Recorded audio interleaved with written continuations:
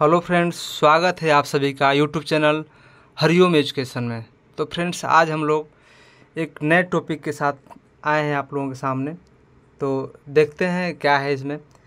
जैसे देख लीजिए, सेंटेंस आप लोगों के सामने है कि लिखा है कि हमारे खेत में एक पेड़ है। हमारे खेत में एक पेड़ है, तो इसका ट्रांसलेशन क्या होगा बताइए। हमारे खेत में एक पेड़ है, तो हमारे खेत में एक पेड़ है, तो इसमें सब्जेक्ट क्या है, कर्ता क्या है। करता है एक पेड़। एक पेड़, तो ऐसे लिखेंगे, मान लीजिए कि ए ट्री।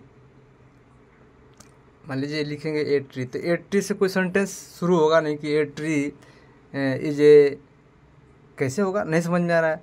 जब इस तरीके का सेंटेंस हो, जैसे हैं हूँ हो, चाहे था थी थे हो, और उसके पहले करता आ जाए। जैसे एक पेड़ यहाँ पे क्या है, करता है, काम करने वाला, उसी के बारे में बात हो रही है।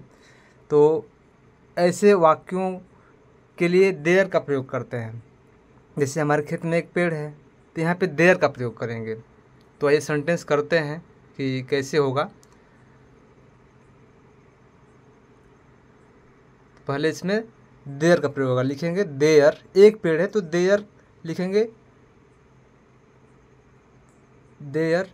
फिर एक पेड़ है तो is, there is a tree, a tree, there is a tree in in our in our field. आया समझ में फ्रेंड्स। हमारे खेत में एक पेड़ है तो there is a tree in our field. ऐसे ही दूसरा सेंटेंस है, तुम्हारी कक्षा में 35 विद्यार्थी हैं। तो इसमें कितने विद्यार्थी हैं, 35 विद्यार्थी हैं। यानी 35 विद्यार्थी यानी बहुत सारे विद्यार्थी हैं, तो बहुवचन हो गया, यानी आर का प्रयोग होगा यहाँ पे। तो आर का प्रयोग होगा तो लगाएंगे क्या, देयर आर। क्या लिखेंगे, there are, there are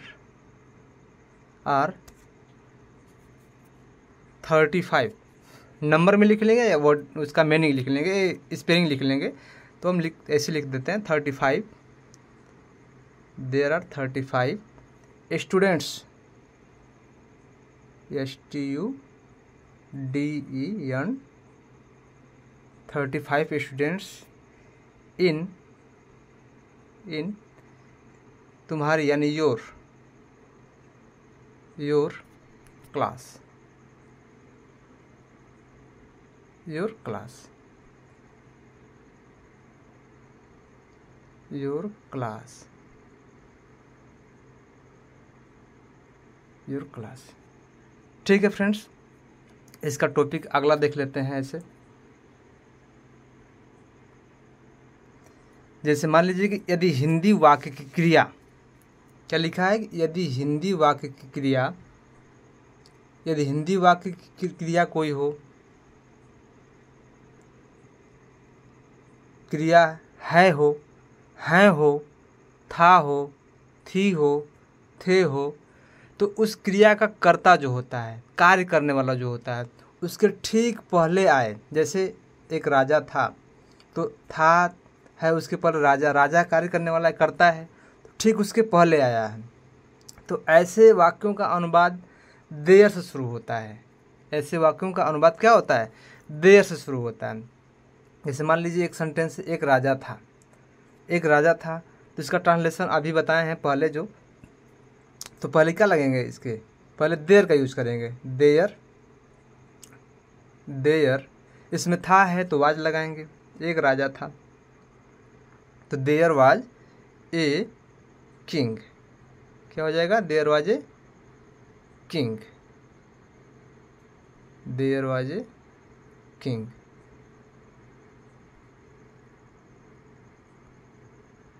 there was a king. दूसरा सेंटेंस है, आकाश में बादल हैं। आकाश में बादल हैं यानी बहुत सारे बादल हैं, बहुवचन बता रहे हैं हम, बादल हैं। तो क्या करेंगे, बहुत सारे जब रहेंगे तो आर लगा देंगे, आर का प्रयोग होगा, यानी देयर आर हो जाएगा। पहले there, there are clouds, CLOU, clouds in sky। आया समझ में friends? There are clouds in sky. फिर ऐसे ही नेगेटिव वाला सेंटेंस देख लेते हैं। पहले सेंटेंस नेगेटिव हो, नकारात्मक सेंटेंस हो, जिसमें नकारात्मक मतलब होता है जिस वाक्य में नहीं शब्द आ जाए तो वो नकारात्मक बन जाता है। जिस वाक्य में नहीं शब्द आ जाए वो क्या हो जाता है? नकारात्मक हो जाता है। जैसे नकारात्मक वाक्य बनाने में क्रिया जो होती है इज, आर, वाज और वेयर के आगे नो या नाट लगा देते हैं। जैसे वाज नाट, चाहे इज नाट, चाहे आर नाट, चाहे वाज नाट या वेयर नाट लगा देते हैं। जैसे मान लीजिए इस घर में 10 कमरे नहीं हैं। एग्जाम्पल में जैसे दिया है, इस घर में 10 कमरे नहीं हैं, तो इसका ट्रांसलेशन क्या होगा? तो इसमें भी देयर का प्रयोग होगा। तो पहले लिखेंगे देयर, और कमरे 10 कमरे नहीं, यानी जो यहाँ करता है 10 कमरे की बात कर रहा है, करता क्या होगा? 10 कमरा, यानी बहुत सारे कमरे हैं, यानी बहुवचन हो जाएगा। तो यहाँ पे हैं हूँ हो तो इज एम आर का यूज होगा, इज आर का होगा। तो इसमें बहुत सारे हैं तो आर लगाएंगे। तो शुरू करेंगे, तो ट्रांसलेशन शुरू करेंगे तो पहले क्या होगा? देयर आर कितने रूम है? 10। तो 10 रूम्स, 10, एक minute friends, 10 rooms, ROO 10 rooms in this home, in this home. ऐसे दूसरा है कि इस मेज पर कोई प्याला नहीं है, इस मेज पर कोई प्याला नहीं है, यानी एक प्याला की बात कर रहा है। सॉरी, यहाँ गलती हो गई, देयर आर नॉट, यहाँ नहीं है। एक मिनट, यहाँ गलत हो गया सेंटेंस, ध्यान नहीं दिए हैं। इस कमरे में 10 कमरे नहीं, तो देयर पहले यूज करेंगे, देयर का यूज करेंगे तो हो जाएगा there are not 10 rooms, there are not 10 rooms in this home,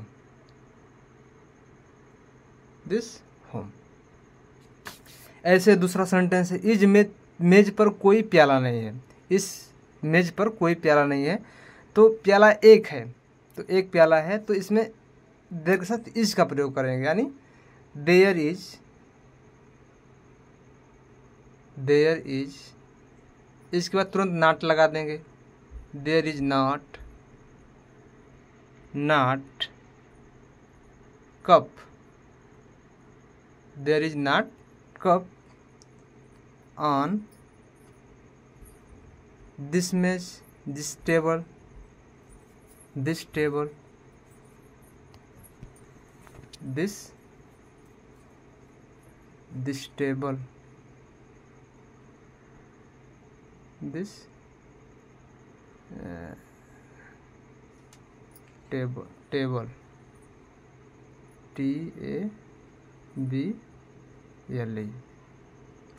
okay friends, थोड़ा सा लिखने में मिस्टेक हो जा रहा है, बट समझ में आ रहा होगा वीडियो। इस मेज पर कोई प्याला नहीं है, तो there is not cup on this table. ऐसे ही इंट्रोगेटिव वाला देख लेते हैं, इंट्रोगेटिव सेंटेंस। इंट्रोगेटिव सेंटेंस में क्या होता है कि इंट्रोगेटिव सेंटेंस यानी प्रश्नवाचक वाक्य, जिसमें प्रश्न करे या क्वेश्चन करे, यानी जैसे यदि वाक्य के प्रारंभ में क्या हो तो अंग्रेजी बनाने से पहले क्रिया इज, आर, वाज, वेयर, फिर उसके बाद देयर और उसके बाद फिर कर्ता आता है। अगर क्या से शुरू होता है तो वह वाक्य इंट्रोगेटिव होगा, प्रश्नवाचक हो जाएगा। और इसके लिए पहले इज, आर, वाज, वेयर का प्रयोग करेंगे, फिर देयर और उसके बाद कर्ता का प्रयोग करेंगे। जैसे क्या टोकरी में 4 आम है, क्या टोकरी में 4 आम है, तो पहले क्या की स्पेलिंग इज लगाएंगे। यहाँ 4 आम है तो 4 आम है यानी बहुत सारे आम हैं। जब बहुत सारे आम हैं तो आर का प्रयोग करेंगे, लिखेंगे आर, थोड़ा ऊपर लिखते हैं, आर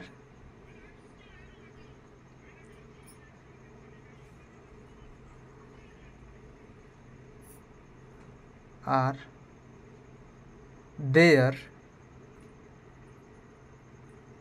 देयर फोर मैंगोज, ऐसे नंबर में लिख लेते हैं, are there four mangoes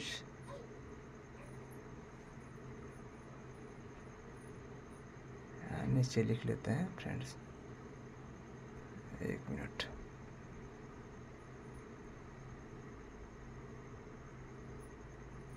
four mangoes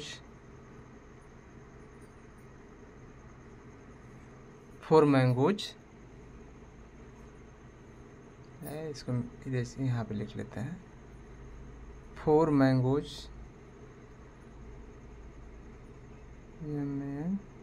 जियो mangoes in basket,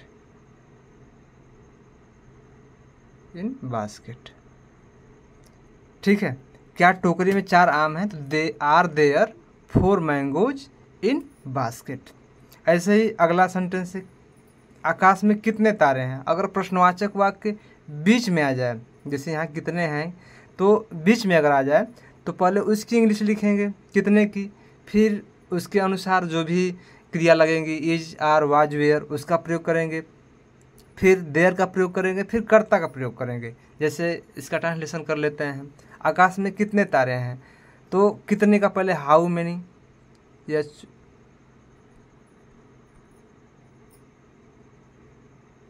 how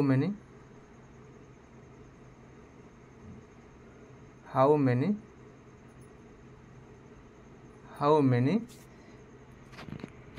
stars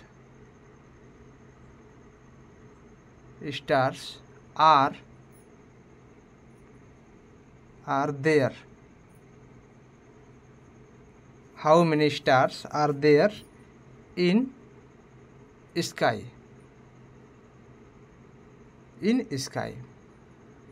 friends हमें उम्मीद है कि वीडियो थोड़ा सा डाउट लिखने में थोड़ा दिक्कत हो रही थी बट समझ में आई होगी। तो अगर इस तरीके के सेंटेंस आपको कहीं पैराग्राफ में ट्रांसलेशन करते समय आए तो आप घबराइएगा मत, इससे इस वीडियो को देखने के बाद समझ में आ जाएगा कहाँ पे देर का प्रयोग करना है। तो फ्रेंड्स अगर वीडियो अच्छी लगे तो लाइक ज़रूर कीजिएगा और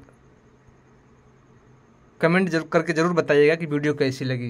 बाकी थैंक यू वेरी मच, धन्यवाद।